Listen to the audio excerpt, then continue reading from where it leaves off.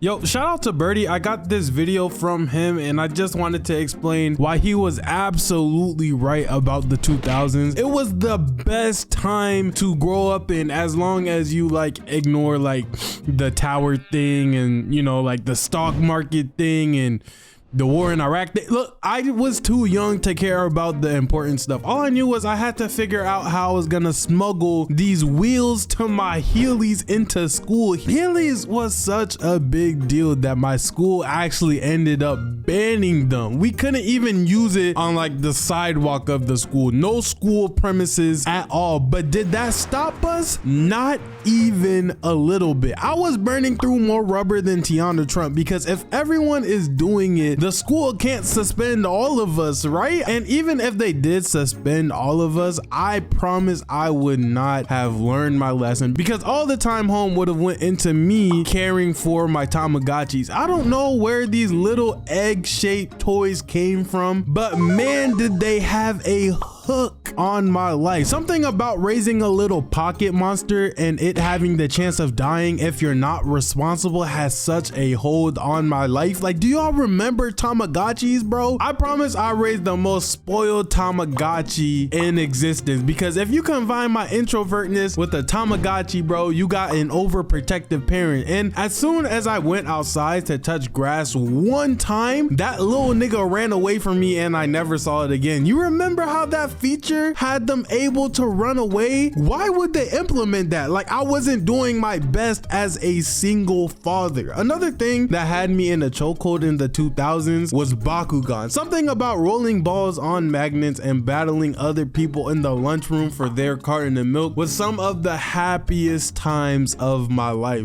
But then people got in too deep with Bakugan, bro, and I just couldn't afford to keep up. They would buy every card and every Bakugan and completely run through everyone at lunch. I remember going to my friend's house and he opened a drawer full of Bakugan. I'm talking about like 60 to 100 Bakugans in his drawer easily. So, you know, I borrowed a couple thinking I could use these to win some of my milk cartons back, but nope.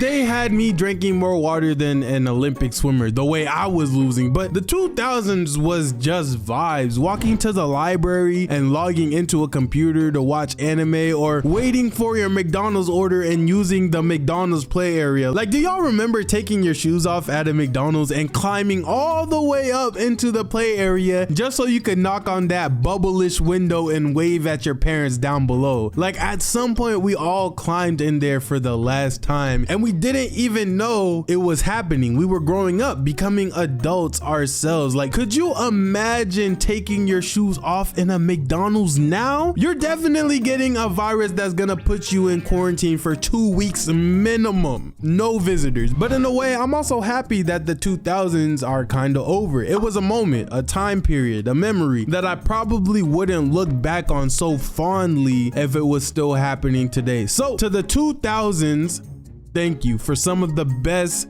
years of my life and best games. And to my viewers, if you liked hearing this video, then you would love hearing me talk about my childhood with this video right here, because every guy went through this and I promise it's something that nobody talks about, bro. It always sucked. Anyways, with that being said, it's a wrap. Fade to black.